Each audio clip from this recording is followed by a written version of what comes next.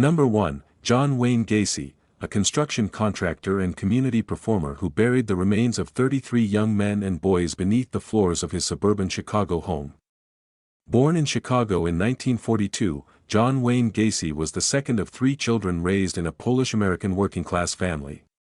His childhood was marked by a turbulent and often cruel relationship with his father, John Stanley Gacy, an alcoholic who frequently belittled his son, calling him a sissy and subjecting him to violent physical punishments. Despite this deeply hostile home environment, Gacy maintained a facade of normalcy throughout his early years. He attended 4 different high schools before eventually graduating, struggled academically, and dropped out of business college after just 1 semester. In 1964, Gacy married his first wife, Marlyn Myers, and relocated to Waterloo, Iowa, to work in her father's fried chicken restaurant. For a time, Gacy appeared to be living the American dream. He managed the restaurant successfully, joined the local JC's civic organization, and was even named the organization's outstanding vice president. However, this period of apparent respectability masked a dark and escalating pattern of criminal behavior. In 1967, Gacy was arrested for committing an act of sodomy against a teenage boy who worked at the restaurant. The boy testified that Gacy lured him into the basement, handcuffed him, and sexually assaulted him at knife point. Gacy denied the allegations, claiming the boy was extorting him, but a jury found him guilty and he was sentenced to 10 years in the Iowa State Penitentiary. Gacy served only 18 months of that sentence before he was paroled in 1970, a decision that would ultimately prove fatal for dozens of young men.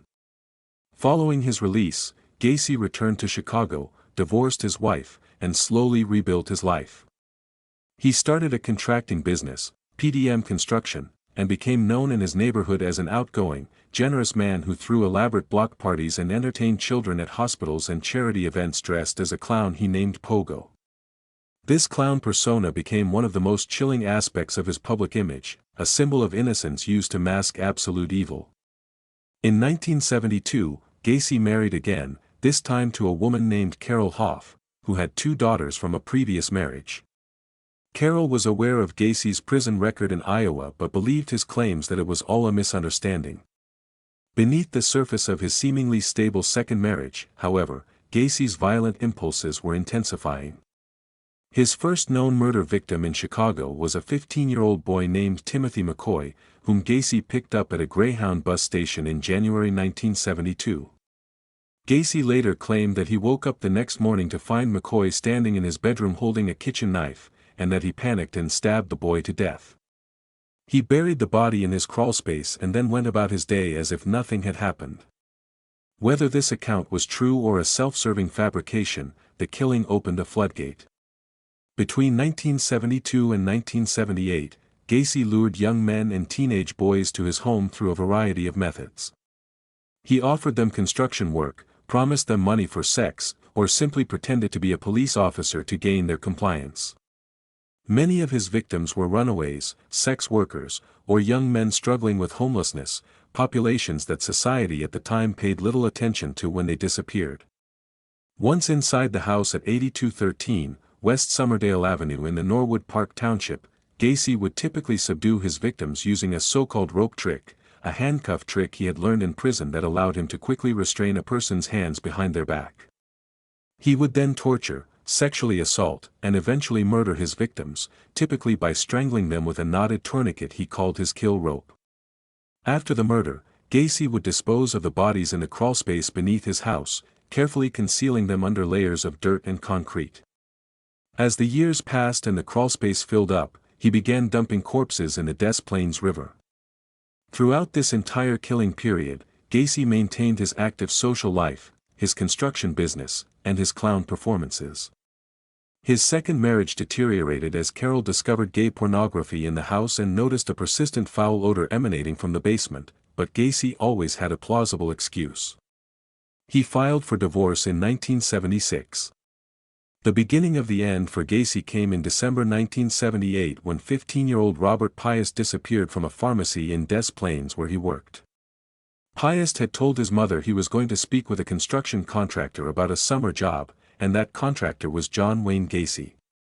Des Plaines police immediately focused their investigation on Gacy, who denied any involvement and agreed to come in for questioning. During hours of interviews, Gacy's stories shifted and contradicted themselves. Detectives noted a strange, chlorine-like smell in Gacy's car and discovered items belonging to other missing young men in his possession. When police obtained a search warrant for Gacy's house, they quickly discovered the horror hidden beneath it. Officers digging in the crawlspace found human remains, and as the excavation continued over the following days, the full scale of the massacre became apparent. A total of 29 bodies were recovered from the crawlspace, and 4 more were found in the Des Plaines River.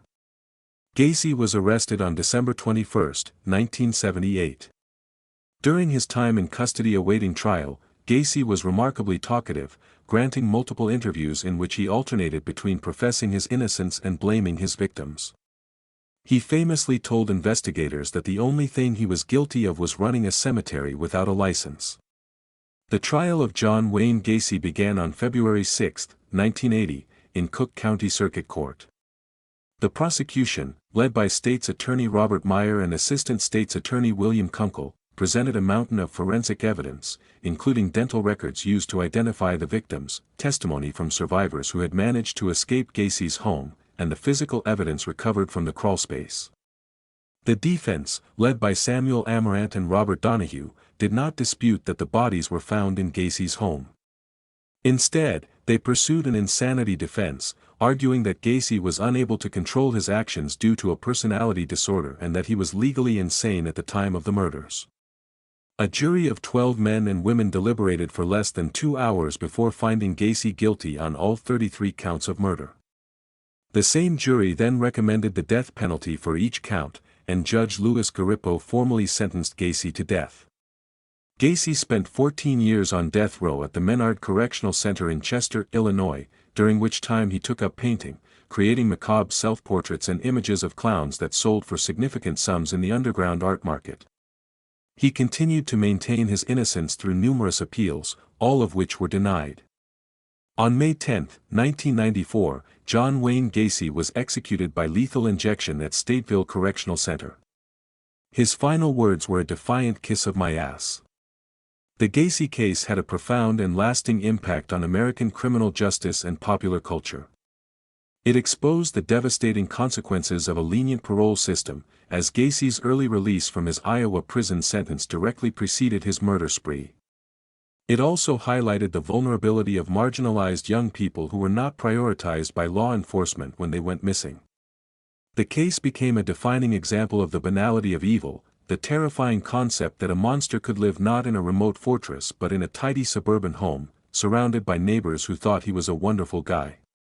The investigation also showcased the growing importance of forensic dentistry in mass casualty identification, as forensic odontologists played a crucial role in matching the recovered remains to the names of missing young men. Today, the Gacy case remains one of the most heavily studied and referenced criminal cases in American history, a grim reminder of the darkness that can exist behind the most cheerful of masks. Number 2, Edmund Kemper, a towering 6'9" man known as the Co-Ed Killer, who murdered 10 people in California, including his grandparents and 6 female hitchhikers, before turning himself in to authorities. Born in Burbank, California, on December 18, 1948, Edmund Emil Kemper III was the middle child of 3 born to Clarnell Stage and Edmund Emil Kemper Jr. His early life was defined by a deeply toxic relationship with his mother, Clarnell, an alcoholic woman who was intensely critical, verbally abusive, and emotionally manipulative toward her son. She frequently belittled him, mocked his size and intelligence, and made him sleep in a locked basement because she believed he was dangerous to his sisters. Kemper's parents divorced when he was 9 years old, and he was sent to live with his paternal grandparents on a ranch in the rural Sierra Nevada foothills of California. This arrangement was meant to provide a stable environment away from his mother's corrosive influence, but it instead became the setting for Kemper's first acts of lethal violence. On August 27, 1964, when Kemper was just 15 years old, he shot his paternal grandmother, Maud Kemper, in the kitchen of the ranch house with a rifle that his grandfather had given him for his birthday. When his grandfather returned from running errands and discovered the body, Kemper shot him as well. After the murders, Kemper called his mother, who told him to call the police. When officers arrived, he calmly told them that he just wanted to see what it felt like to kill Grandma. Kemper was subsequently diagnosed as a paranoid schizophrenic by court-appointed psychiatrists and was committed to the Atascadero State Hospital as a criminal mentally disordered offender rather than being tried as an adult for murder. At Atascadero, Kemper proved to be a highly intelligent and manipulative inmate. He scored an impressive 145 on an IQ test and was assigned to work in the psychology department, where he administered tests to other patients and inmates. He used his time at Atascadero to study the criminal justice system, learn about psychiatric evaluation techniques, and essentially learn how to present himself as sane and rehabilitated. He befriended psychiatrists and social workers, convincing them that he was no longer a threat to society. In 1969, at the age of 21, Kemper was released from Atascadero into the custody of his mother, who had by then moved to Santa Cruz, California. Against the recommendations of some psychiatric professionals, the state determined that Kemper had been successfully rehabilitated. His juvenile record was eventually sealed, giving him a completely clean slate in the eyes of the law. This decision proved to be one of the most catastrophic failures of the California mental health and criminal justice systems. Kemper moved into an apartment near his mother's home in Aptos, just outside Santa Cruz, and found work as a laborer with the California Division of Highways. He also pursued his dream of becoming a police officer, attending community college courses in law enforcement and regularly hanging out at a local bar frequented by Santa Cruz police officers, who nicknamed him Big Ed. He was repeatedly rejected from joining the police force due to his size, which was deemed impractical for patrol work, but he cultivated close relationships with officers who had no idea they were socializing with a serial killer.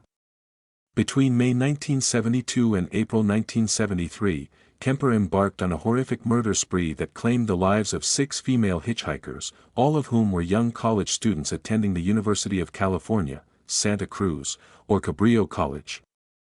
Kemper's method was chillingly consistent. He would drive along the coastal highways near Santa Cruz, pick up young women who were hitchhiking, and then drive them to isolated areas where he would shoot, stab, or suffocate them. He would then transport the bodies back to his apartment, where he committed acts of necrophilia and dismemberment, often decapitating the victims and conducting grotesque experiments on their remains. He would later dispose of the severed heads in remote wilderness areas or, in some cases, bury them in his mother's yard. His first victims in this spree were Mary Ann Pesci and Anita Lucchesa, 2 18-year-old Fresno State students whom Kemper picked up on May 7, 1972. He stabbed them to death in his car, brought their bodies to his apartment, and dismembered them, later discarding the remains in mountainous terrain. His next victim was Aiko Koo, a 15-year-old girl whom Kemper picked up on September 14, 1972, after her car broke down on the highway.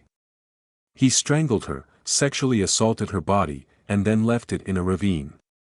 On January 9, 1973, Kemper murdered Rosalind Thorpe and Alice Liu, both students at UC Santa Cruz, shooting them in his car and then dismembering them at his apartment.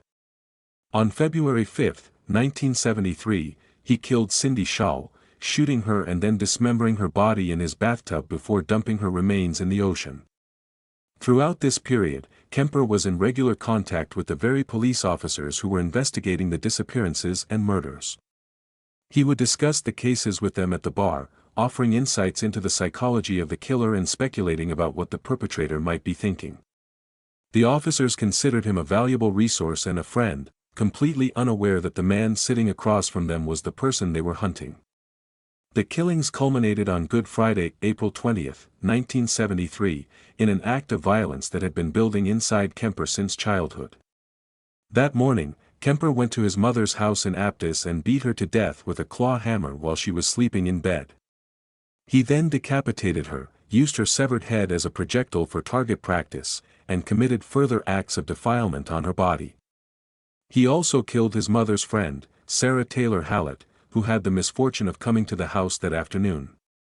After the murders, Kemper cleaned up the scene, placed his mother's severed head in the trunk of his car, and drove through the night, eventually calling police from a phone booth in Pueblo, Colorado. He initially called the Santa Cruz Police Department and asked for an officer he knew, but when no one was available, he called back and told the dispatcher that he had killed his mother and that he wanted to turn himself in. He then waited by the phone booth for local police to arrive and arrest him without resistance. The trial of Edmund Kemper began on October 23, 1973, in Santa Clara County. Kemper's defense attorney, Jim Jackson, attempted an insanity defense, presenting testimony about Kemper's deeply disturbed childhood, his mother's abuse, and his previous commitment to Atascadero. Kemper himself took the stand and testified for hours, delivering a chillingly articulate and self-aware account of his crimes. He described his murders in graphic detail, discussed his hatred for his mother, and explained his compulsion to kill in terms that were simultaneously profoundly disturbing and clinically precise. The prosecution argued that Kemper was not insane but rather a cold, calculating predator who knew exactly what he was doing and who took elaborate steps to avoid detection, including befriending police officers and carefully choosing his victims. The jury ultimately rejected the insanity defense, finding Kemper guilty on all 8 counts of first-degree murder related to his killing spree. He was also found guilty of 2 additional counts of first-degree murder for the killings of his grandparents, which had been previously handled in juvenile court but were brought forward during the trial. Judge Harold Haley sentenced Kemper to life imprisonment with the possibility of parole after 7 years, a sentence that reflected the era's sentencing guidelines but shocked many who felt he deserved death. Kemper was initially housed at the California Medical Facility in Vacaville before being transferred to the Pelican Bay State Prison, and he has since been moved to the California Medical Facility once again, where he remains incarcerated today. He has been denied parole at every hearing, and as of his most recent eligibility date, he has been deemed unsuitable for release due to the severity and premeditation of his crimes. The Edmund Kemper case had a significant impact on both the field of criminal profiling and the public understanding of serial murder. FBI agents Robert Ressler and John Douglas, who were pioneering the behavioral science unit at Quantico, interviewed Kemper extensively in prison, and his insights contributed to the early development of criminal profiling as a legitimate investigative tool. Kemper's case also became a focal point in discussions about the failures of the mental health system, particularly the practice of releasing patients who had committed violent acts based on psychiatric assessments that proved to be dangerously inaccurate. The Santa Cruz community, which had been terrorized by Kemper's spree alongside the contemporaneous murders committed by Herbert Mullen, dubbed the area the murder capital of the world in the early 1970s, a label that haunted the region for years. Kemper's legacy is one of chilling intellect married to unfathomable brutality, a case that demonstrated that the most dangerous criminals are not always the ones who look or act the part, but rather the ones who can blend seamlessly into the world around them while harboring an abyss of violence within. Number 3, Dean Corll, a quiet Houston candy factory owner who orchestrated the abduction, torture, and murder of at least 28 teenage boys and young men in what became known as the Houston mass murders, one of the most horrifying and complex serial murder cases in American history. Born in Fort Wayne, Indiana, on December 24, 1939, Dean Arnold Corll was the eldest of 2 sons raised by Mary and Arnold Corll. His parents' marriage was deeply troubled, marked by frequent arguments and eventual divorce in 1946 when Dean was just 7 years old. Following the divorce, Mary Corll relocated her sons to Houston, Texas, where she would eventually remarry twice, first to a man named Jake West and later to a traveling clock salesman. Corll was described by those who knew him in his youth as a quiet, somewhat withdrawn child who was not particularly athletic or social. He graduated from San Jacinto High School in Houston in 1958 and enlisted in the United States Navy, serving for a brief period before receiving a medical discharge.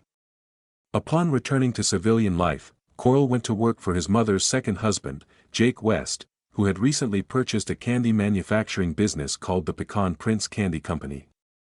Corll threw himself into the work of making candy, and after West died of a heart attack in 1963, Corll took over the business entirely, renaming it the Dean Corll Candy Company. He operated the candy factory out of a warehouse on the north side of Houston, working long hours and producing various types of candy, including fudge, caramel apples, and pecan pralines. It was during this period that Corll began a practice that would later be recognized as the critical early stage of his predatory behavior. He would give free candy to local children and teenagers who wandered near his factory, building a reputation in the neighborhood as a generous and kind man. What the community did not know was that Corll was using the candy factory as a mechanism for identifying and grooming potential victims.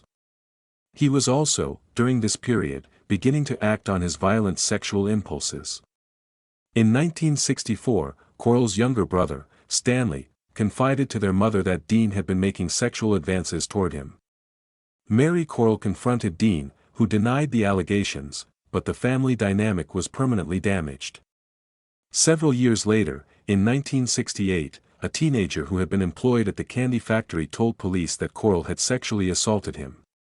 The case was investigated, but no charges were filed, a failure that allowed Corll to continue operating without interference from the criminal justice system.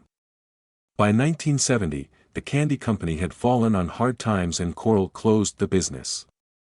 He took a job as an electrician at the Houston Lighting and Power Company, a position that gave him access to a company truck, which he would later use to transport victims. But the most significant development in Corll's life during this period was not professional but relational. Through a neighborhood boy named David Brooks, Corll met a teenager named Elmer Wayne Henley. Brooks and Henley were both teenagers from troubled backgrounds living in the Houston Heights area, and Corll quickly realized that these young men could serve as indispensable intermediaries between himself and the pool of potential victims he sought. Corll began paying Brooks and later Henley to recruit boys to come to his various residences.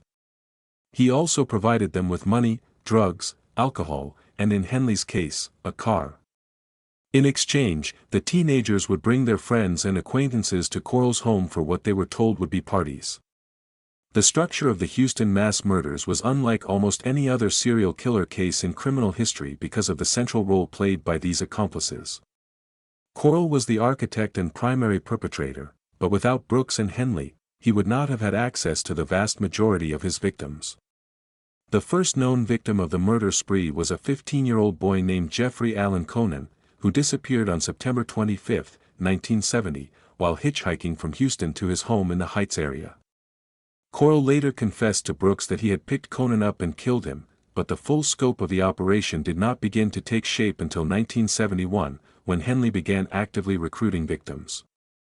Between 1971 and 1973, Corll, with the help of Brooks and Henley, abducted, tortured, and murdered at least 27 additional young men, most of whom were between the ages of 13 and 20.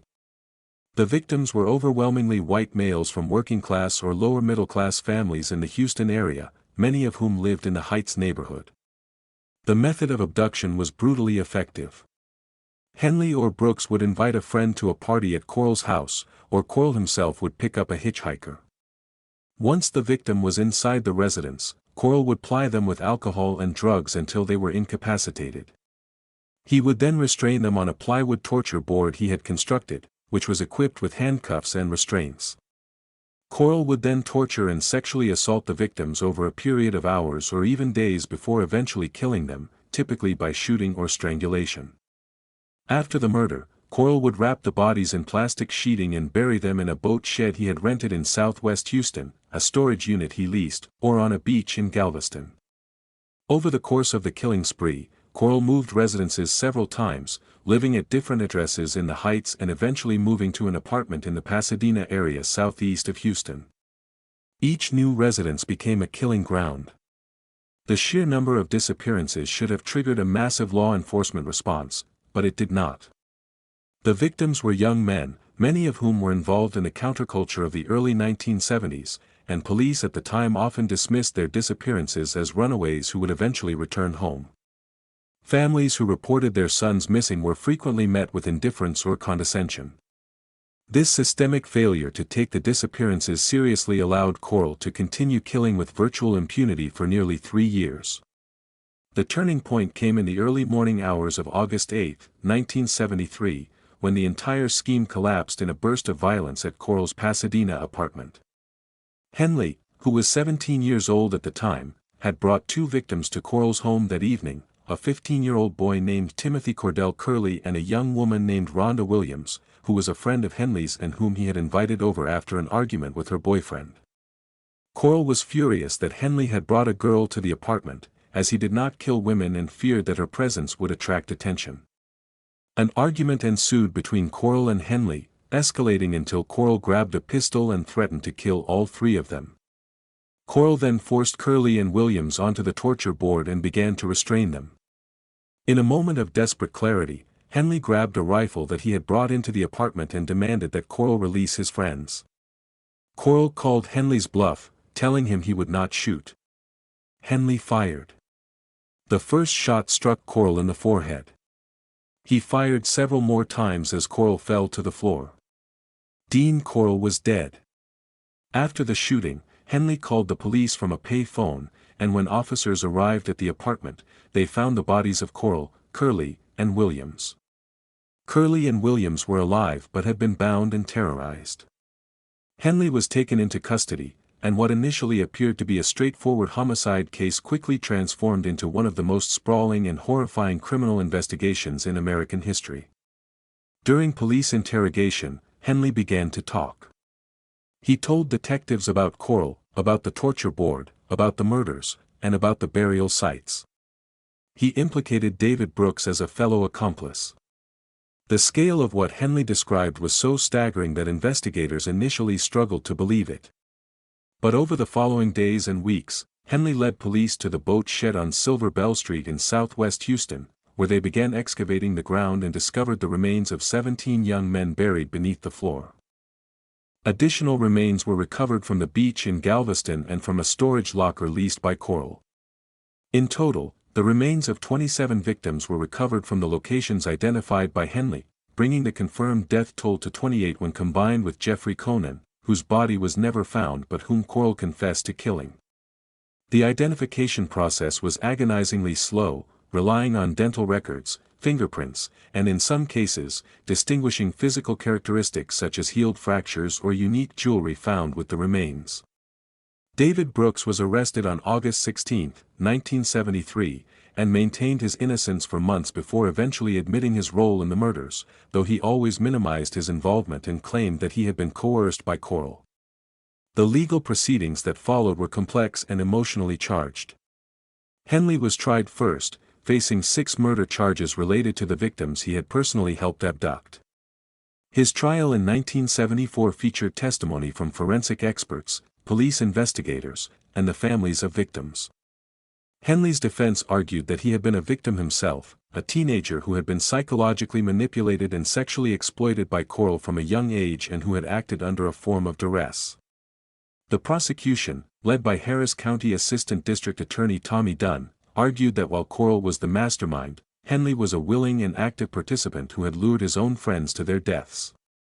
The jury found Henley guilty of 6 counts of murder and sentenced him to 6 consecutive life sentences, at a time when Texas law required a minimum of 15 years to be served before parole eligibility.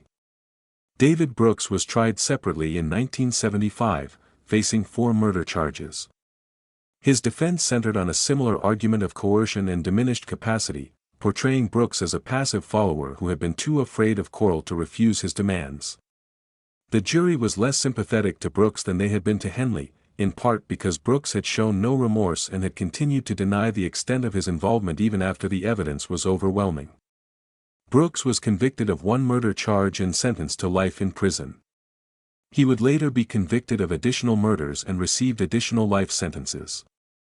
Both Henley and Brooks have been repeatedly denied parole over the decades, and as of the present day, both remain incarcerated in the Texas Department of Criminal Justice system, where they will likely die. The Houston mass murders had a seismic impact on the city of Houston and on the broader landscape of American law enforcement. The case exposed the catastrophic consequences of dismissing the disappearances of young people, particularly young men, and it forced a fundamental re-evaluation of how police departments handled missing persons cases. The Houston Police Department faced intense public criticism and scrutiny for its failure to connect the dots between the numerous disappearances that had occurred in the Heights area over a 3-year period. The case also raised profound questions about the nature of accomplice relationships in serial murder, a phenomenon that had rarely been studied or encountered in criminal justice at that scale. Psychologists and criminologists who examined the case struggled to understand how Corll, a man who was not particularly charismatic or physically imposing, could exert such total control over his teenage accomplices, eventually concluding that a combination of financial dependence, psychological manipulation, sexual exploitation, and the normalization of violence created a dynamic from which Brooks and Henley felt they could not escape. For the families of the 28 victims, the case was a devastation from which many never recovered. The community memorials that have been held over the years in Houston have served as a reminder that behind every number in a death toll is a human life full of potential that was extinguished by an act of incomprehensible cruelty. The Dean Corll case remains one of the darkest chapters in the history of American crime, a story of how a seemingly ordinary man, operating in plain sight within a bustling community, was able to perpetrate an atrocity of staggering magnitude with the help of the very teenagers he was supposed to be mentoring and protecting. Number 4, Richard Chase, a deeply disturbed young man known as the Vampire of Sacramento, who murdered 6 people in a single month at the end of 1977 and the beginning of 1978, driven by grotesque delusions that he needed to drink human blood to prevent his own heart from shrinking to zero. Born Richard Trenton Chase on May 23, 1950, in Sacramento, California, he was raised in a rigidly strict household by an overbearing father who frequently punished him physically and a mother who described him as a difficult child from infancy. As a toddler, Chase exhibited disturbing behaviors that in hindsight were clear warning signs of profound psychological disturbance, including a compulsion to capture and kill small animals, a habit of setting fires, and chronic bedwetting that persisted well into adolescence, a triad of behaviors that forensic psychologists would later identify as strongly correlated with future violent criminality. Despite these troubling indicators, Chase's family did not seek meaningful psychiatric intervention for him during his formative years, and he progressed through the public school system as a socially isolated and increasingly eccentric young man who was unable to form normal friendships or romantic relationships. After graduating high school, Chase drifted through a series of dead-end jobs and brief enrollments in community colleges, unable to maintain any stable trajectory in his life. His mental health deteriorated rapidly in his early 20s, marked by the onset of severe hypochondria and increasingly bizarre fixations on his own physical condition. Chase became consumed by the irrational belief that his heart was shrinking, that his stomach was being eaten from the inside, and that the only substance that could sustain him was raw animal blood. He began killing small animals in the neighborhoods around his apartment, including rabbits, birds, and a dog, and drinking their blood. He would blend the organs of these animals with soda in a blender and consume the mixture. When animal blood no longer seemed to satisfy his delusions, Chase's condition spiraled further into psychosis. In 1973, at the age of 23, Chase was involuntarily committed to the Auburn Veterans Administration Hospital in California after his parents, alarmed by his deteriorating condition and increasingly erratic behavior, sought help. During his stay at the psychiatric facility, staff observed Chase killing birds on the hospital grounds and drinking their blood. He was diagnosed with paranoid schizophrenia, a diagnosis that would follow him for the remainder of his life. However, in a decision that would have lethal consequences, Chase was released from the hospital in 1976 after a stay of approximately 3 years. The release was based on the determination that he was no longer a danger to himself or others, a conclusion that was reached despite the strong objections of some of the psychiatric staff who had worked with him directly and who recognized that his delusions had not been resolved but had merely gone underground. Following his release, Chase moved into an apartment in Sacramento, supported financially by his father. His behavior became even more erratic and disturbing. He stopped bathing entirely, stopped cleaning his apartment, which became a nightmarish landscape of rotting garbage, soiled clothing, and the carcasses of animals he had killed. He smeared feces on the walls and furniture of his apartment and on himself, a behavior that psychiatric literature sometimes associates with profound psychological disintegration.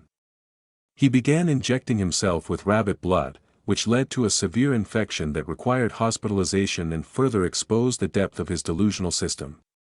Chase also developed a compulsion to enter the homes of strangers, an urge that he initially satisfied by simply walking into unlocked houses and walking out without taking anything, behavior that was almost certainly a rehearsal for the violence that followed. The murder spree of Richard Chase began on December 29, 1977, when he killed his first human victim, a 51-year-old woman named Ambrose Griffin. Griffin was in her home in a Sacramento neighborhood when Chase approached the house and fired a single shot through a window, striking and killing her. The murder appeared random and unmotivated, and investigators initially had no leads connecting it to any suspect. Just 2 days later, on December 31st, Chase attempted to enter the home of a pregnant woman but fled when she screamed. On January 11, 1978, Chase committed his second murder, killing a 22-year-old woman named Teresa Wallen, who was 3 months pregnant at the time. Wallen was at home alone while her husband was at work. Chase entered the house through an unlocked door, a vulnerability that he exploited with predatory precision. He shot Wallen multiple times, dragged her body to the bedroom, and committed horrific acts of mutilation and necrophilia. He removed organs from her body, cut open her abdomen, and consumed some of her internal organs and drank her blood. The crime scene was so grotesque that veteran homicide detectives were shaken by what they found. The level of violence and post-mortem defilement suggested a killer operating from a place of profound psychosis rather than calculated criminality.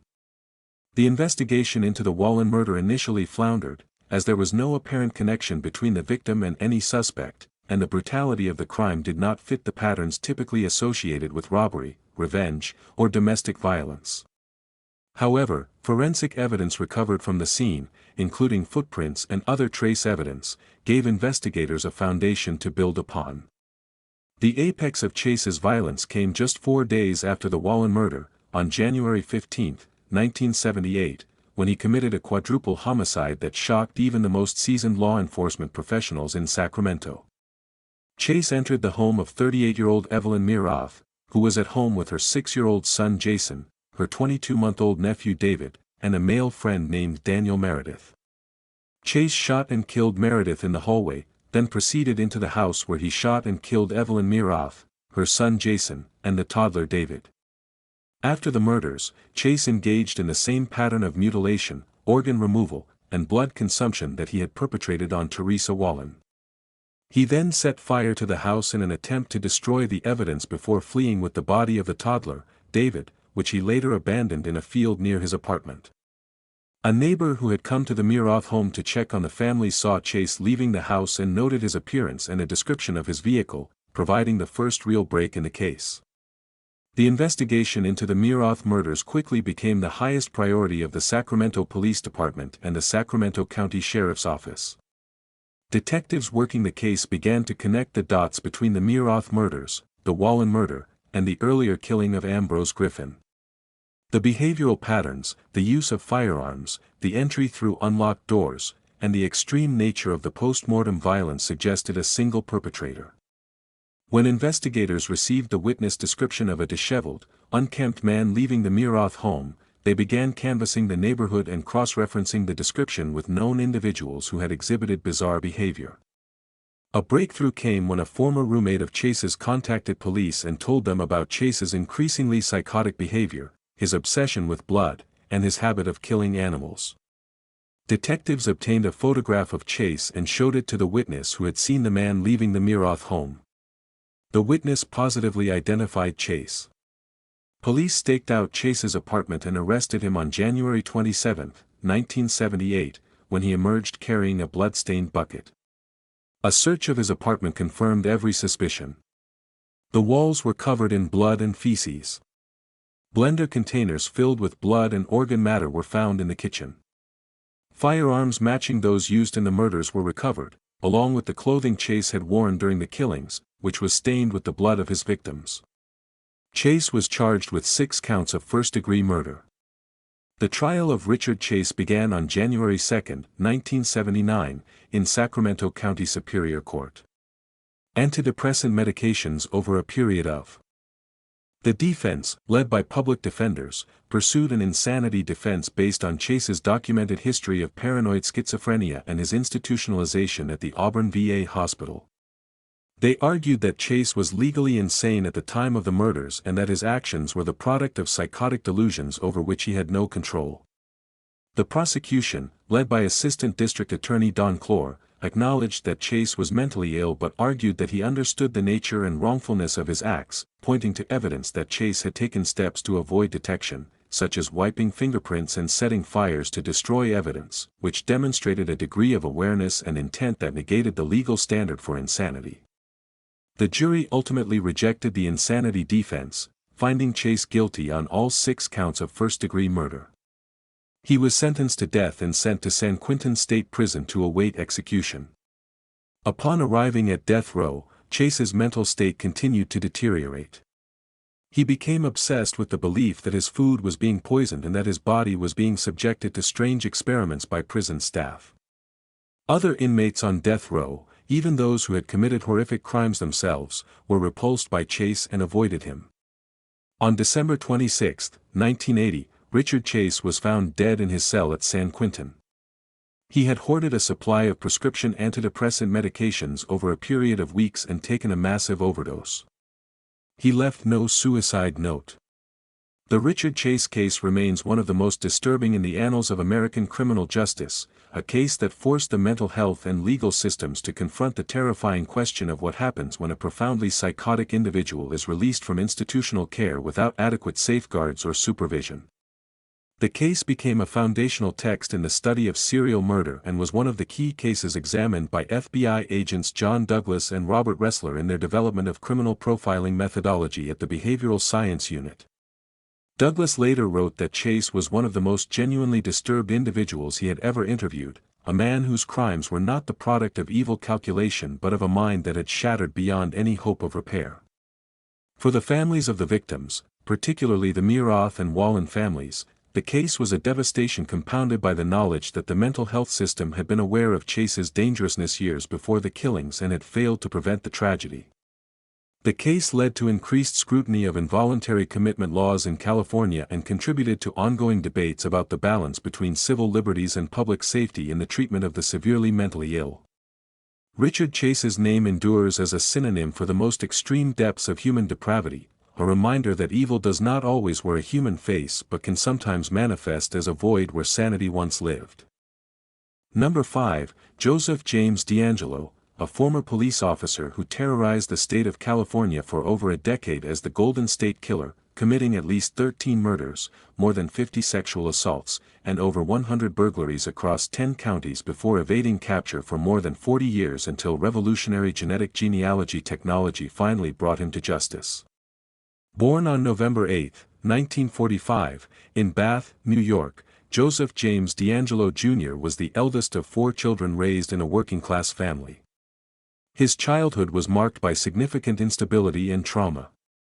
When DeAngelo was approximately 9 or 10 years old, he witnessed a disturbing incident in which a man, reportedly an Air Force officer, raped his 7-year-old sister in a warehouse on a military base where the family was living.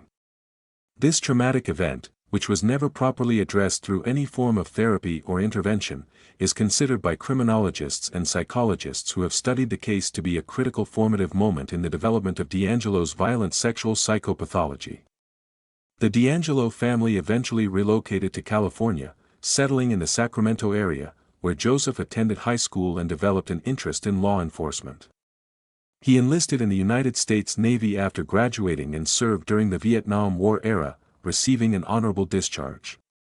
Upon returning to civilian life, DeAngelo pursued a career in policing, attending the police academy and eventually joining the Exeter Police Department in Tulare County in 1973.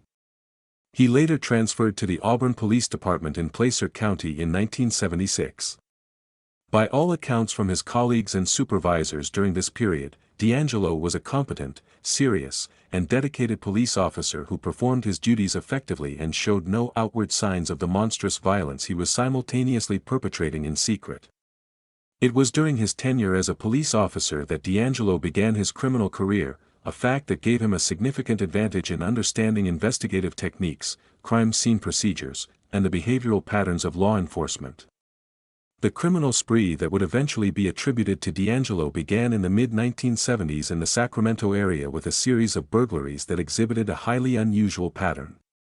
Rather than simply stealing valuables, the burglar, who was initially dubbed the Visalia Ransacker, focused intensely on the personal spaces of his victims, particularly women and girls.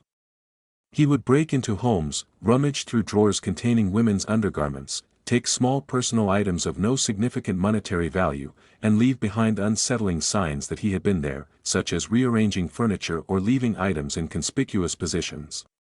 The burglaries escalated in boldness and aggression over time, with the perpetrator sometimes entering homes while the occupants were asleep and even confronting them. In one notable incident in 1975, a man named Claude Snelling, a journalism professor at the College of the Sequoias in Visalia, confronted an intruder who was attempting to kidnap his teenage daughter from their home. Snelling was shot and killed during the confrontation.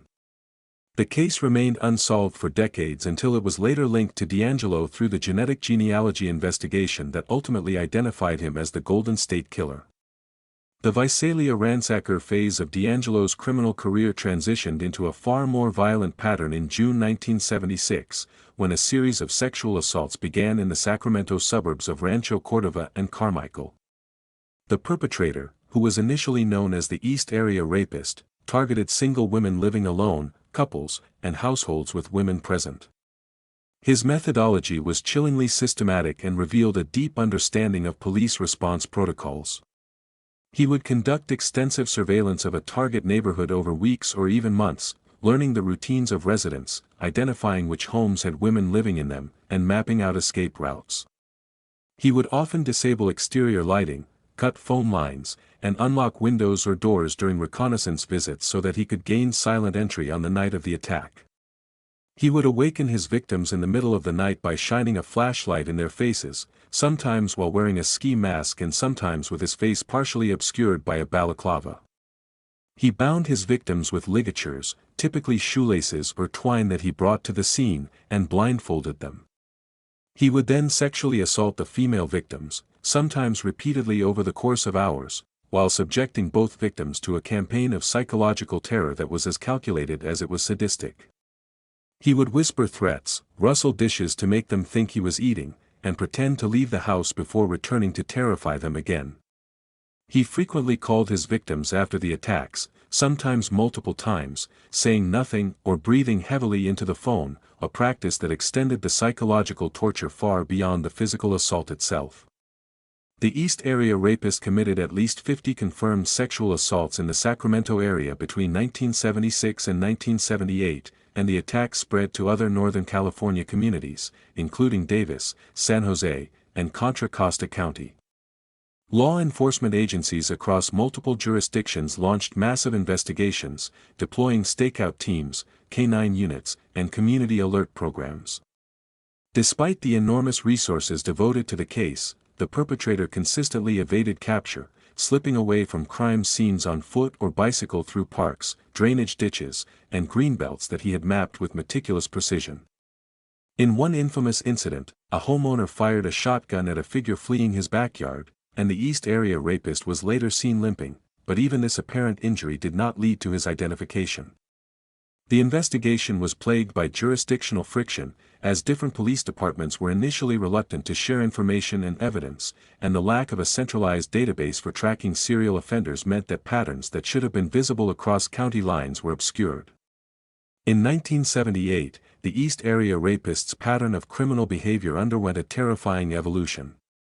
In October of that year, a couple named Brian and Katie Majori were walking their dog in a Sacramento suburb when they were confronted by a man matching the East Area Rapist's description. Brian Majori chased the man, who turned and shot him dead. Katie Majori was then shot and killed as well. The murders of the Majoris marked a turning point, as the perpetrator who had until then been a sexual predator escalated to lethal violence.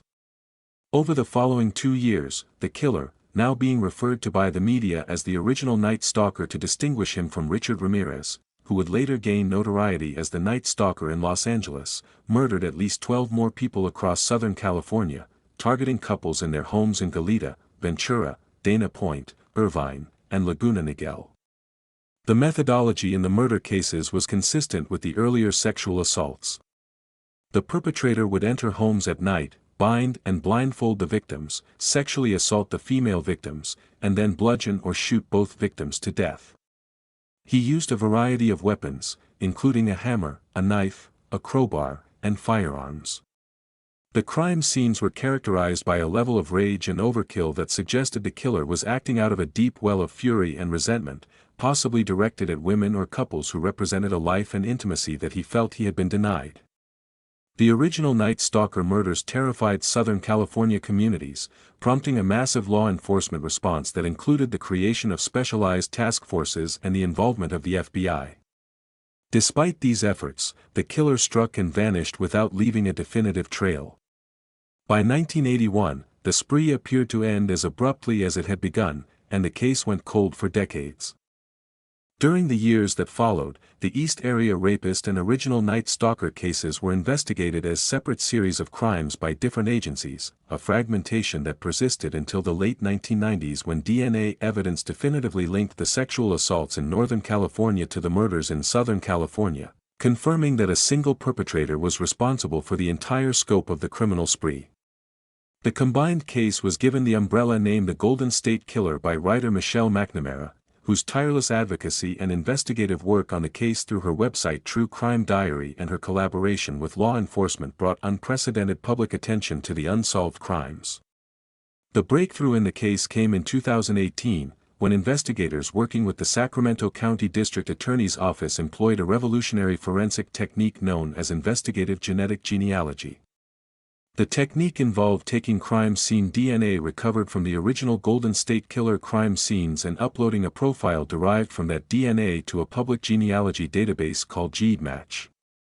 Unlike the law enforcement DNA databases such as CODIS, which contain profiles of convicted offenders, GEDmatch contained voluntary submissions from individuals who had used commercial genealogy services to trace their family trees. By searching the GEDmatch database for partial matches to the crime scene DNA, investigators were able to identify distant relatives of the Golden State Killer.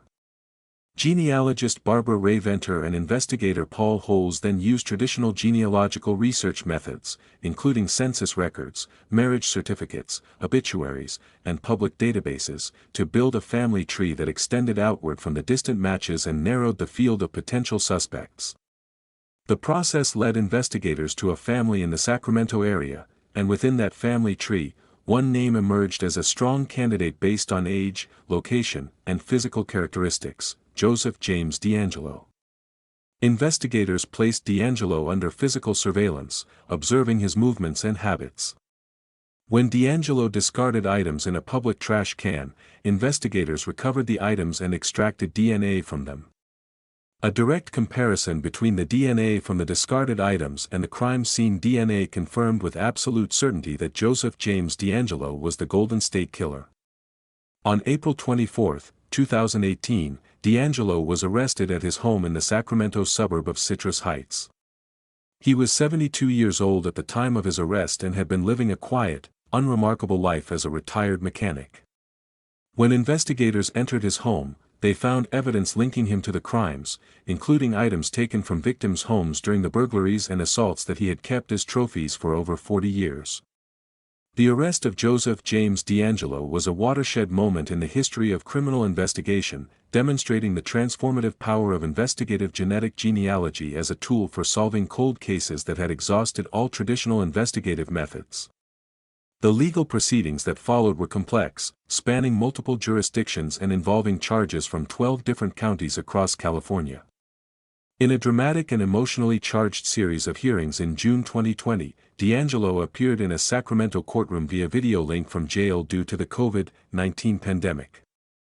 Facing the possibility of a death penalty trial that would have been one of the longest and most expensive in California history, DeAngelo instead agreed to plead guilty to 13 counts of first-degree murder and 13 counts of kidnapping in exchange for life in prison without the possibility of parole. During the hearing, DeAngelo made a brief statement in which he admitted to the crimes and expressed remorse, stating that he had done terrible things. However, many victims and their families found the statement insufficient and insincere, noting that it came only after decades of denial and only as part of a plea agreement that spared his life. Judge Michael Bowman sentenced DeAngelo to multiple consecutive life sentences without the possibility of parole, ensuring that he will spend the rest of his natural life in prison. Joseph James DeAngelo is currently incarcerated at the California Medical Facility in Vacaville, where he will remain until his death. The Golden State Killer case had a profound and lasting impact on multiple dimensions of American society. From a law enforcement perspective, it demonstrated the critical importance of cross-jurisdictional cooperation in serial crime investigations and exposed the catastrophic failures that resulted from agencies working in isolation. It also revolutionized the field of forensic investigation by proving that investigative genetic genealogy could solve cases that had been cold for decades, a technique that has since been used to identify suspects in dozens of other murder, rape, and assault cases across the country. However, the use of genetic genealogy in law enforcement has also raised significant ethical and privacy concerns, as it involves searching databases built by individuals who consented to genealogical research but did not consent to having their DNA used in criminal investigations. These concerns have prompted ongoing legal and legislative debates about the boundaries of genetic privacy and the proper scope of law enforcement access to genealogical data. For the victims and survivors of the Golden State Killer's crimes, the identification and conviction of D'Angelo brought a measure of closure that many had believed they would never live to see. The case also underscored the extraordinary power of citizen advocacy in the criminal justice system, as Michelle McNamara's work was instrumental in keeping public pressure on law enforcement to continue pursuing the investigation at a time when resources were being redirected to more recent cases. McNamara died unexpectedly in 2016, before D'Angelo was identified, and her book about the case, I'll Be Gone in the Dark, was published posthumously in 2018, just weeks before D'Angelo's arrest. The book became a cultural phenomenon, introducing a new generation of true crime enthusiasts to the case and cementing the Golden State Killer's place in the pantheon of American criminal history as one of the most prolific and elusive serial predators the nation has ever known. Number 6, Randy Kraft, a highly intelligent computer programmer and former Eagle Scout who was convicted of murdering 16 young men and boys in Southern California and is suspected in the deaths of dozens more, earning him the chilling moniker the Freeway Killer, a label he shared with two other serial killers operating in the same region during the same terrifying era. Born on March 19, 1945, in Long Beach, California, Randy Stephen Kraft grew up in a seemingly typical middle-class American family in the suburban community of Westminster in Orange County. He was the youngest of 3 children and was raised primarily by his mother after his father abandoned the family when Randy was a young boy. By all outward appearances, Kraft was a model youth. He excelled academically, served as president of his high school student body, achieved the rank of Eagle Scout in the Boy Scouts of America, and was widely regarded by teachers, peers, and community members as a clean-cut, polite, and promising young man.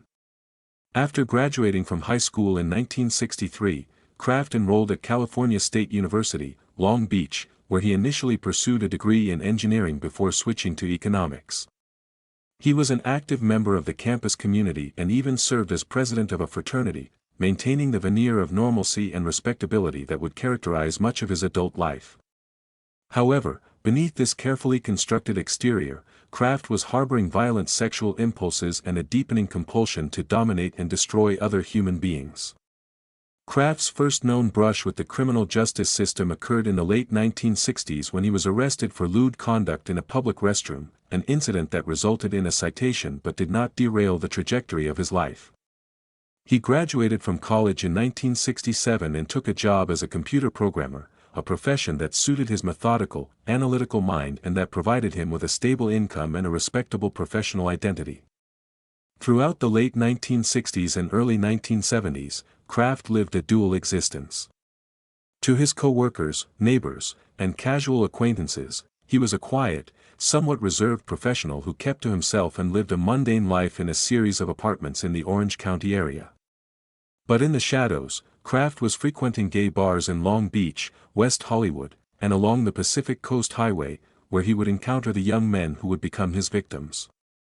The murder spree that Randy Kraft is confirmed to have committed began in late 1972, when the body of a young Marine named Wayne Dye was found dumped near a freeway off-ramp in El Toro, California. Dye had been strangled, and his body showed signs of sexual assault. At the time, the murder was treated as an isolated incident, and no connection was made to the pattern of carnage that would follow. Over the next 11 years, Kraft would go on to kill at least 15 additional young men, with the vast majority of his confirmed victims being murdered between 1972 and 1983. Kraft's victims were predominantly young men between the ages of 13 and 28, many of whom were Marines stationed at Camp Pendleton or El Toro Marine Corps Air Station, hitchhikers, runaways, or young gay men who had been patronizing bars in the areas where Kraft hunted. His method of operation was consistent and calculated. He would encounter his victims at bars, bus stops, or along the freeway, offer them a ride or invite them to his apartment for drinks or drugs, and then incapacitate them with large quantities of alcohol, which he plied them with until they were unconscious or severely compromised. Kraft would then bind, torture, sexually assault, and ultimately murder his victims, typically by strangulation, although some victims showed evidence of blunt force trauma or other forms of lethal violence. What distinguished Kraft's crimes from those of many other serial killers was the extreme and systematic nature of the post-mortem mutilation and defilement he inflicted on his victims' bodies. Many of Kraft's victims were found with their genitals mutilated, their bodies burned, or with foreign objects inserted into their corpses. In several cases, Kraft carefully staged the bodies in degrading positions, apparently for the purpose of humiliating the victims even in death. After killing his victims, Kraft would dump their bodies along freeways, in alleys, in vacant lots, or in remote areas throughout Southern California, with bodies discovered in Orange County, Los Angeles County, San Diego County, and as far north as Highway 101 in Central California. The consistent pattern of bodies being dumped near freeway on-ramps and off-ramps led investigators to the realization that a single serial killer was likely responsible, and the media dubbed the unknown perpetrator the freeway killer. The investigation was complicated by the fact that two other serial killers, William Bonin and Patrick Kearney, were also operating in the Los Angeles area during the same general time period and were also dumping bodies along freeways. Bonin, known as the freeway killer, and Kearney, known as the trash bag killer, were each responsible for multiple murders, and for a period of time, law enforcement was uncertain whether the bodies being discovered were the work of one killer or several. This overlap created investigative chaos and diverted resources that might otherwise have been focused on identifying a single perpetrator. The breakthrough in the Kraft investigation came on May 14, 1983, when Kraft was pulled over by two California Highway Patrol officers, Officer Michael Paholski and Officer Mike Herbst, on the Harbor Freeway near the Melrose Avenue exit in Los Angeles. The officers observed Kraft's vehicle, a Toyota Celica, weaving erratically between lanes at approximately 2 in the morning and initiated a traffic stop. When they approached the vehicle, they found Kraft slumped over the steering wheel, appearing to be intoxicated or under the influence of drugs. As the officers spoke with Kraft, they noticed that there was a young man in the passenger seat who appeared to be either unconscious or dead. The young man was later identified as Terry Lee Gambrill, a 25-year-old Marine from Camp Pendleton. Gambrill was dead, and his body showed signs of strangulation and ligature marks on his wrists. Kraft was immediately placed under arrest, and a search of his vehicle yielded a trove of incriminating evidence. In the back seat and trunk of the Toyota Celica, officers found photographs of young men, many of whom appeared to be unconscious, bound, or in various states of distress. They also found a large collection of personal items that did not belong to Kraft, including driver's licenses, identification cards, watches, rings, and other personal effects that would later be linked to missing persons and murder victims. Most damningly, police found a sheet of notebook paper that became known as the death list, a document containing 61 entries of coded names, initials, and references that investigators believed corresponded to Kraft's victims. Over the following years, investigators painstakingly decoded the entries on the death list, matching many of them to confirmed murder victims or missing persons cases across California and as far away as Michigan and Oregon. The arrest of Randy Kraft opened the floodgates of a massive criminal investigation that spanned multiple jurisdictions and involved dozens of detectives from police departments and sheriff's offices across Southern California. Prosecutors in Orange County, where Kraft lived and where many of the murders had occurred, took the lead in building the case against him. The trial of Randy Kraft began on September 26, 1988, in Orange County Superior Court, more than 5 years after his arrest. The prosecution, led by Senior Deputy District Attorney Brian Brown, presented a meticulously constructed case that linked Kraft to 16 murders through a combination of forensic evidence, eyewitness testimony, circumstantial evidence, and the physical evidence recovered from his vehicle at the time of his arrest. The prosecution called witnesses who placed Kraft at bars where victims were last seen, presented forensic evidence linking fibers, hairs, and bodily fluids from crime scenes to Kraft or his vehicle, and introduced the death list as evidence of Kraft's consciousness of guilt and the scale of his murderous enterprise. The defense, led by attorney C. Thomas MacDonald, challenged the admissibility of much of the evidence, arguing that the search of Kraft's vehicle had been illegal, that the death list was ambiguous and could not be definitively linked to murder victims, and that the forensic evidence was circumstantial and insufficient to prove guilt beyond a reasonable doubt. The jury, after deliberating for 11 days, found Randy Kraft guilty on all 16 counts of first-degree murder. During the penalty phase of the trial, the prosecution presented additional evidence of the horrific nature of the murders, the suffering endured by the victims, and the impact on their families. The jury recommended the death penalty on all 16 counts, and Judge Donald McCartan formally sentenced Kraft to death. McCartan, who was known for his blunt demeanor, told Kraft at sentencing that it was a pleasure to sentence him and that he wished Kraft could be drawn and quartered. Randy Kraft was sent to San Quentin State Prison's death row, where he has remained for over 3 decades. His case has been through numerous appeals, all of which have been denied. As of the present day, Kraft remains on death row, one of the longest-serving death row inmates in California, a state that has not executed anyone since 2006. The case has been delayed by legal challenges to California's lethal injection protocol and by a moratorium on executions imposed by Governor Gavin Newsom in 2019. It is increasingly likely that Kraft will die of natural causes in prison rather than by execution. The Randy Kraft case had a significant impact on the understanding of serial murder in the United States and exposed critical vulnerabilities in how law enforcement tracked and investigated killers who operated across jurisdictional boundaries. The fact that Kraft was able to murder at least 16 young men over an 11-year period, and potentially many more, before being caught by a routine traffic stop rather than by the dedicated efforts of any single investigation, was a stark indictment of the fragmented and often ineffective approach to serial crime investigation that prevailed in the 1970s and early 1980s. The case also highlighted the extreme danger faced by young military personnel, particularly Marines, who were frequent targets of Kraft and other predators operating near military bases in Southern California. The military community was devastated by the revelations of how many of its youngest members had fallen victim to Kraft, and the case prompted increased security measures and awareness programs at bases in the region.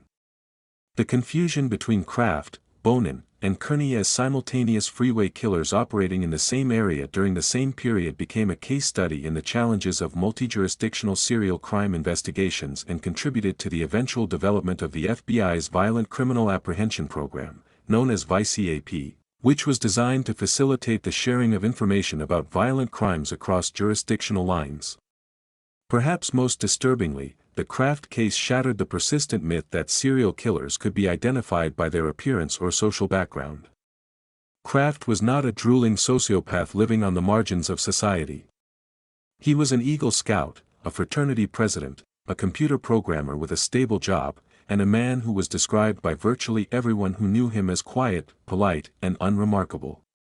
He was, in the most literal sense, the monster next door, a man whose capacity for evil was hidden behind a face of absolute normalcy, a face that smiled at neighbors and went to work every day and came home to an apartment that looked like any other apartment, except for the horror it contained and the trail of death it left behind on the freeways of Southern California. Number 7, Larry Eyler, a handsome and charismatic man from the Midwest who preyed upon young men and teenage boys in Indiana and Illinois during the early 1980s, leaving a trail of at least 21 brutally murdered victims before a combination of dogged detective work and his own decision to confess brought an end to one of the most horrifying killing sprees in American heartland history. Born on December 21, 1952, in Crawfordsville, Indiana, Larry William Eyler was raised in a deeply troubled household that planted the seeds of the profound psychological damage that would later manifest in extreme violence. Eyler was the product of an unwanted pregnancy, and his mother, who was reportedly resentful of the burden of raising a child, frequently subjected him to physical abuse and emotional neglect throughout his childhood. His father was largely absent from his life, and Eiler was raised primarily by his mother and a series of male partners she took up with over the years, some of whom were physically abusive toward the young boy. Eiler was also subjected to sexual abuse by at least one of his mother's boyfriends during his early childhood, a trauma that forensic psychologists would later identify as a critical factor in the development of his violent sexual psychopathology. Despite this deeply traumatic upbringing, Eiler learned to present a facade of normalcy and charm that belied the turmoil within him. He was an attractive young man who was well liked by his peers and teachers, and he graduated from high school in 1971 with a record that showed no outward signs of the darkness that lurked beneath his surface. After high school, Eiler attended Indiana State University in Terre Haute, where he studied education and initially aspired to become a teacher.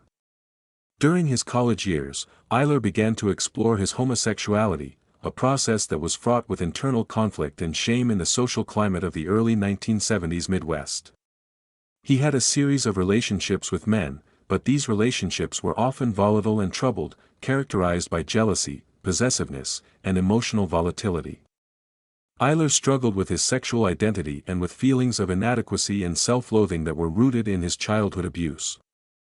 He also began exhibiting increasingly disturbing behaviors during this period, including a fascination with bondage and sadomasochistic sexual practices that escalated in intensity over time. Eiler dropped out of college before completing his degree and drifted through a series of jobs, including work as a janitor, a delivery driver, and a short-order cook. He moved frequently, living in various towns and cities across Indiana and eventually relocating to the Chicago area in the late 1970s. It was during this period that the trajectory of his life took a decisive turn toward violence.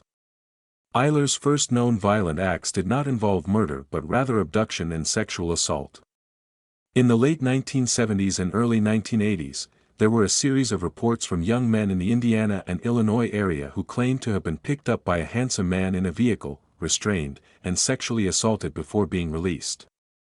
These reports were treated as isolated incidents by law enforcement at the time, and no connection was made between them until much later. The murder spree that Larry Eiler is confirmed to have committed began in 1982, when the body of a young man named Craig Townsend was discovered in a rural area near Danville, Illinois. Townsend had been stabbed multiple times and his body showed signs of having been bound and sexually assaulted. Over the following 2 years, at least 20 additional young men and teenage boys would be murdered in a pattern that spanned central Indiana and the Chicago metropolitan area. Eiler's victims were overwhelmingly young, ranging in age from 15 to their mid-20s, and many were gay men, runaways, sex workers, or otherwise marginalized individuals who were unlikely to be missed immediately or whose disappearances were not treated as high priorities by law enforcement. Eiler's method of operation was consistent and predatory. He would cruise areas known for male prostitution, gay bars, bus stations, and truck stops in cities including Indianapolis, Terre Haute, Chicago, and various smaller towns along the interstate corridors connecting Indiana and Illinois. He would approach young men, offer them rides, money, or drugs, and lure them into his vehicle. Once the victim was inside the vehicle, Eiler would typically drive to a secluded rural area, where he would restrain the victim using rope, tape, or handcuffs, sexually assault and torture him, and then murder him, typically by repeated stabbing or slashing with a knife. The level of violence inflicted on the victims was extreme and gratuitous, with some bodies bearing dozens or even hundreds of stab wounds, a pattern that suggested a killer driven by rage and a need for absolute control rather than by any rational motive. After killing his victims, Eiler would dump their bodies in rural areas, along highways, in cornfields, in wooded areas, and in abandoned properties across Indiana and Illinois. The geographic spread of the body dump sites was enormous, spanning hundreds of miles and multiple jurisdictions, a factor that severely hampered the ability of any single law enforcement agency to recognize the pattern and connect the cases. As the body count mounted throughout 1982, 1983, and into 1984, law enforcement agencies in both Indiana and Illinois began to realize that they were dealing with a serial killer, but the investigation was plagued by the same jurisdictional fragmentation and communication failures that had characterized the Golden State Killer and Randy Kraft cases. Different police departments in different counties and states were investigating individual murders without effectively sharing information, and it took months for the full scope of the killing spree to become apparent. The investigation received a significant boost when a task force was formed that included detectives from multiple agencies in Indiana and Illinois, coordinated in part by the FBI. The task force began compiling a comprehensive database of victims, forensic evidence, and witness descriptions, and a pattern began to emerge that pointed to a single perpetrator who was using the interstate highway system between Indiana and Illinois as his hunting ground. A critical break in the case came when a young man named John Bauer, who had been picked up by Eiler and managed to escape after being bound and assaulted, provided detectives with a detailed description of his attacker and his vehicle. Bauer's description matched other witness accounts and helped investigators narrow the field of suspects.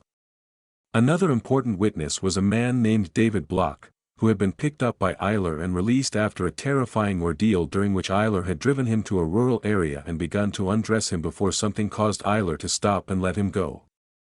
Block was able to provide a partial license plate number and a detailed description of the vehicle, which investigators traced to a vehicle registered to Larry Eiler. As investigators zeroed in on Eiler, they placed him under surveillance and began building a case against him.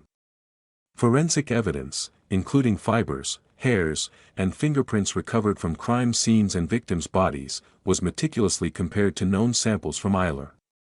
However, before investigators could make an arrest, the killings continued, and Eiler's behavior became increasingly reckless and erratic, as if he was daring the authorities to catch him. The turning point came on September 30, 1983, when the body of a 15-year-old boy named Danny Bridges was discovered in a dumpster on the south side of Chicago. Bridges had been brutally murdered, and the forensic evidence recovered from his body was exceptionally strong, including fingerprints that were matched to Larry Eiler. On October 2, 1983, Eiler was arrested and charged with the murder of Danny Bridges. However, the legal proceedings that followed were complicated and frustrating for investigators and prosecutors. The case against Eiler for the Bridges murder was strong, but it was tried in Cook County, Illinois, where the legal environment was complex and the outcome was uncertain. Eiler's defense attorney, David Shippers, a prominent and skilled litigator, mounted an aggressive defense that challenged the forensic evidence and argued that the prosecution's case was circumstantial. In a shocking verdict, the jury acquitted Eiler of the Bridges murder in 1984, a devastating blow to the task force and to the families of the victims who had hoped for justice. The acquittal in the Bridges case did not end the legal pursuit of Larry Eiler. Prosecutors in Lake County, Indiana, led by prosecutor Christopher Toth, had been building a separate case against Eiler for the murder of a young man named Stephen Agon, whose body had been found in a rural area near Lowell, Indiana, in 1982. The Agon case was strong, with forensic evidence linking Eiler to the crime scene and to the victim, and prosecutors were confident that they could secure a conviction. Before the Agon case could go to trial, however, a remarkable and unexpected event occurred. In the fall of 1984, while being held in jail in Indiana awaiting trial on the Agon murder charge, Larry Eiler contacted a prominent Indiana defense attorney named Kathleen Zellner and indicated that he wanted to confess to the murders. Zellner, who would later gain national fame as a wrongful conviction attorney, arranged for Eiler to meet with prosecutors in Indiana. In a series of extraordinary confession sessions conducted in the presence of his attorney and prosecutors, Eiler admitted to murdering 21 young men and boys in Indiana and Illinois between 1982 and 1984. He provided detailed information about each murder, including the victim's name, how he had encountered the victim, the location of the murder, and the location where he had disposed of the body. In several cases, Eiler's confessions led investigators to the previously undiscovered remains of victims who had been listed as missing persons. The confessions were detailed and specific enough to convince prosecutors that Eiler was being truthful, and they provided a level of closure to the families of victims who had spent months or years wondering what had happened to their loved ones. In exchange for his confessions, Eiler received a plea agreement in which he pleaded guilty to the murder of Stephen Agon and was sentenced to 60 years in prison. He was not charged with the remaining 20 murders in Indiana, a decision that was controversial and that angered many of the victims' families who felt that Eiler had escaped full accountability for the scope of his crimes. The Illinois authorities, however, were not bound by the Indiana plea agreement, and in 1986, Eyler was tried in Lake County, Illinois, for the murder of a young man named Ralph Calise, whose body had been found in a wooded area in 1983. Eyler was convicted of Calise's murder and sentenced to death by lethal injection. He was also later convicted of the murder of Danny Bridges in a retrial after new evidence emerged, and received an additional death sentence. Larry Eyler was sent to death row at the Menard Correctional Center in Illinois, where he spent the final years of his life. During his time on death row, Eyler continued to maintain relationships with a small circle of supporters and correspondents, some of whom believed he was remorseful and others who suspected his confessions were a calculated strategy to avoid the death penalty in Indiana. Eyler's time on death row was cut short by illness. He had been diagnosed with AIDS, a disease that was ravaging prison populations in the 1980s and 1990s, and his health deteriorated rapidly. On March 12, 1994, Larry Eyler died of AIDS-related complications at the University of Illinois Medical Center in Chicago, where he had been transported from prison for treatment. He was 41 years old. The Larry Eyler case exposed the devastating vulnerabilities of the young men and boys who were his victims, individuals who were rendered invisible by a society that stigmatized homosexuality, homelessness, and poverty. The fact that Eyler was able to murder at least 21 people over a 2-year period before being caught was a direct consequence of the failure of law enforcement agencies across multiple jurisdictions to share information and coordinate their investigations in a timely and effective manner. The case also raised troubling questions about the ethics of plea bargaining in serial murder cases, as many of the victims' families felt that the Indiana plea agreement allowed Eyler to escape proportional punishment for the full scope of his crimes. The Eyler case became an important reference point in the development of the FBI's understanding of serial killers who target gay men, a category of offenders that had been historically understudied and overlooked in the criminal justice system. The case demonstrated that serial killers who target gay communities often exploit the stigma and marginalization of their victims to operate with impunity, as the victims' disappearances are less likely to be reported and less likely to be investigated with urgency. For the families of the 21 confirmed victims, and for the families of the additional young men whom Eyler is suspected of having murdered but never confessed to, the case was a wound that never fully healed. The confessions, while providing answers about what happened to their loved ones, also brought with them the horrifying knowledge of the suffering those young men had endured in their final hours. The Larry Eyler case remains a grim chapter in the history of the American Midwest, a story of how a man who was shaped by abuse and driven by rage could move through the world wearing a mask of charm and attractiveness while leaving a trail of broken bodies and shattered families across the highways and farmlands of Indiana and Illinois. Number 8. Carlton Gary, a smooth-talking and athletic man who terrorized the city of Columbus, Georgia, in the late 1970s by raping and murdering at least 7 elderly women in their homes, earning him the infamous moniker the Stalking Strangler, a name derived from the horrific method he used to subdue and kill his vulnerable victims. Born on December 15, 1950, in Columbus, Georgia, Carlton Gary grew up in the impoverished and racially segregated environment of the American South during a time of profound social upheaval and systemic inequality. His early childhood was chaotic and marked by extreme deprivation. Gary's mother, who was reportedly unable to care for him adequately, placed him in an orphanage, the Hodak Home for Children in Columbus, when he was a young boy. The orphanage was a harsh and loveless environment where physical punishment was common and emotional nourishment was non-existent. Gary later described his time at the orphanage as a formative experience that left him deeply scarred and filled with a seething resentment toward the world. He eventually left the orphanage and drifted through his adolescence without stability or guidance, dropping out of school and engaging in petty criminal behavior from a young age. By the time he was a teenager, Gary had already begun accumulating a criminal record that included burglaries, thefts, and other property crimes. Despite his criminal tendencies, Gary possessed certain attributes that allowed him to move through the world with a degree of ease that belied his lawless nature. He was a physically attractive man with an athletic build, and he was known for his charm, his easy smile, and his ability to talk his way into or out of almost any situation. These social skills would prove to be among his most dangerous weapons, allowing him to gain access to the homes and trust of women who would become his victims. In the years preceding the murder spree that made him notorious, Gary committed a series of crimes that, in hindsight, clearly foreshadowed the violence to come. In 1970, he was convicted of beating and robbing an elderly woman in her home in Syracuse, New York, a crime that bore a striking resemblance to the pattern of violence he would later perfect. He was sentenced to prison in New York but escaped from a work detail in 1977 and made his way back to his hometown of Columbus, Georgia. Upon returning to Columbus, Gary resumed his criminal activities almost immediately, committing a series of burglaries in the affluent Winton neighborhood, an area of stately older homes populated by elderly widows who lived alone, a population that Gary identified as uniquely vulnerable and easy to target. The murder spree that Carlton Gary is confirmed to have committed began in September 1977, when the body of 60-year-old Fern Jackson was discovered in her home in the Winton neighborhood.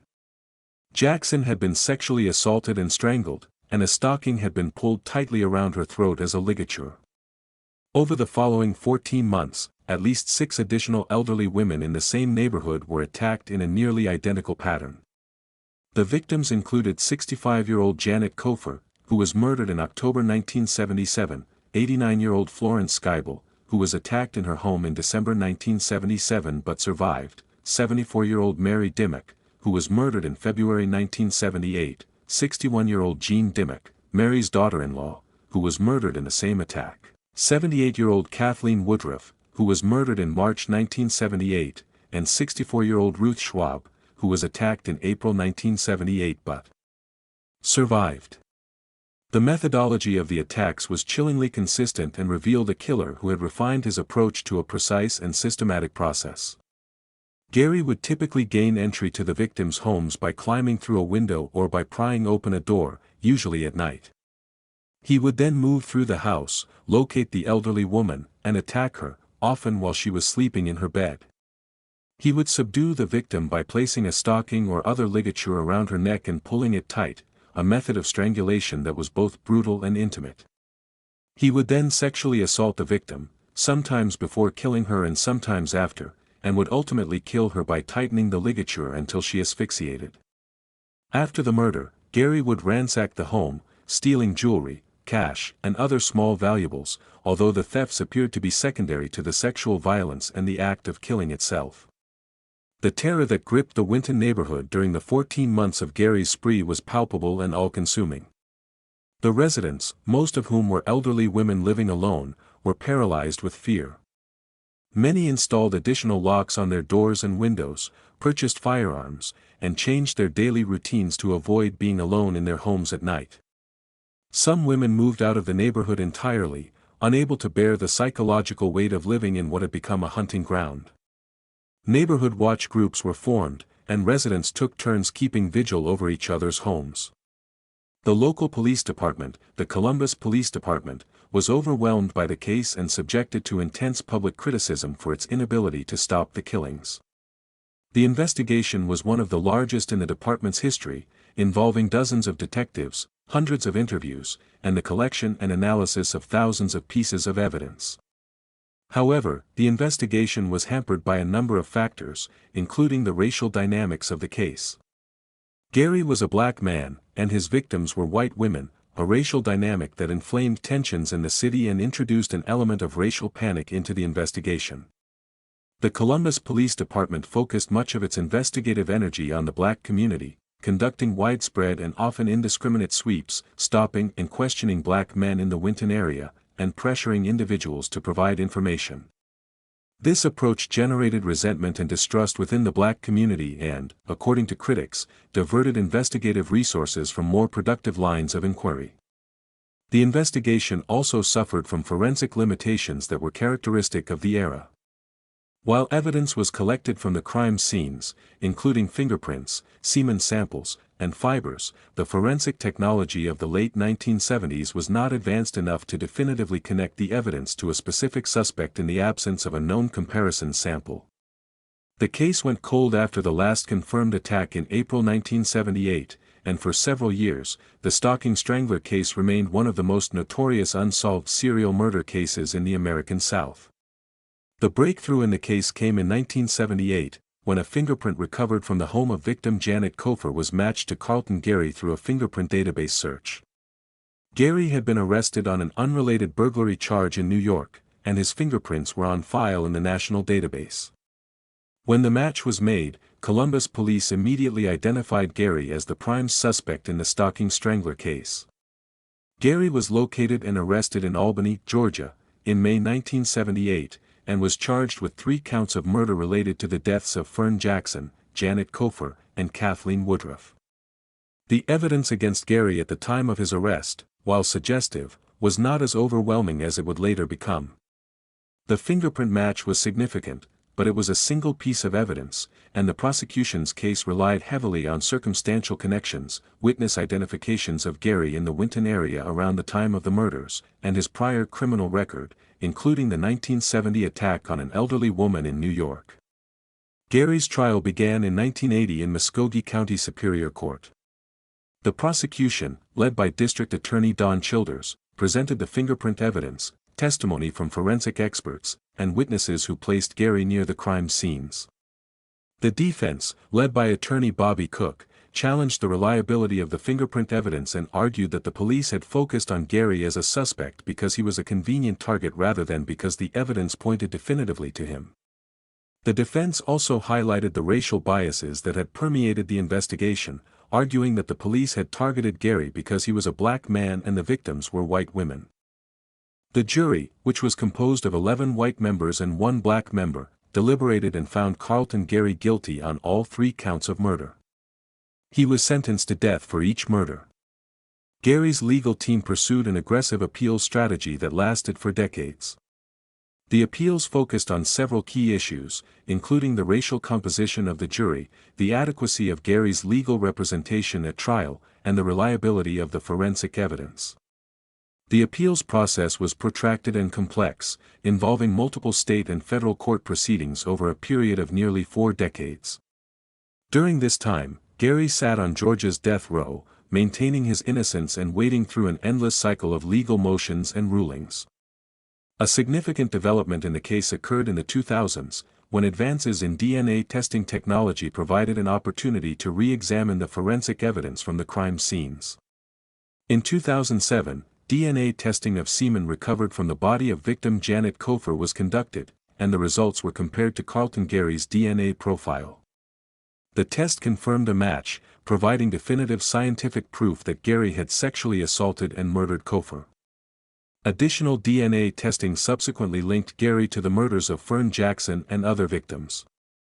The DNA evidence effectively eliminated any remaining doubt about Gary's guilt and undermined the central argument of his appeals, which had been based on the premise that the evidence against him was insufficient to support a conviction.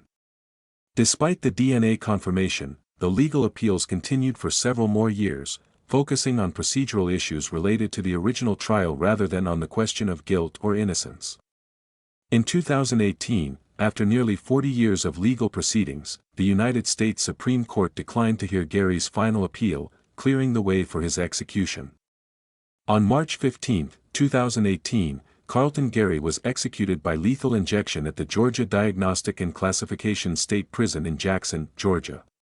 He was 67 years old. His last words were a protestation of innocence, a claim that was directly contradicted by the DNA evidence that had conclusively linked him to the crimes. The Carlton Gary case had a profound and lasting impact on the city of Columbus and on the broader discourse surrounding race, justice, and the investigation of serial murder in the United States. For the families of the victims, the case was a 40-year ordeal of uncertainty, grief, and frustration, as they watched Gary manipulate the legal system to delay his execution long after his guilt had been established beyond any reasonable doubt. The case also forced a reckoning with the racial dynamics that had shaped the original investigation, as many members of the black community in Columbus continued to believe that Gary had been wrongly accused and convicted, a belief that persisted even in the face of the DNA evidence. The case became a focal point for discussions about the historical mistrust between black communities and law enforcement agencies, particularly in the South, where the legacy of racial injustice has cast a long shadow over the criminal justice system. From an investigative perspective, the Gary case demonstrated both the limitations and the transformative potential of forensic science. The case went unsolved for years because the forensic technology of the late 1970s was insufficient to connect the evidence to a suspect in a definitive way, but it was ultimately solved by the same type of evidence, analyzed decades later with technology that had advanced beyond what the original investigators could have imagined. The case became a powerful argument for the preservation of forensic evidence in cold cases, as the DNA that finally resolved the stalking strangler case had been sitting in evidence storage for nearly 30 years, waiting for the technology to catch up to the truth. Carlton Gary's name remains synonymous with one of the most terrifying periods in the history of Columbus, Georgia, a time when an entire neighborhood of elderly women lived in fear that a monster was coming through their windows in the night, and the realization that the monster was not a creature of nightmare but a man who walked among them. A man shaped by cruelty and neglect who channeled his rage at the world onto the most vulnerable and innocent members of the community, leaving behind a legacy of death and fear that took 4 decades to finally close.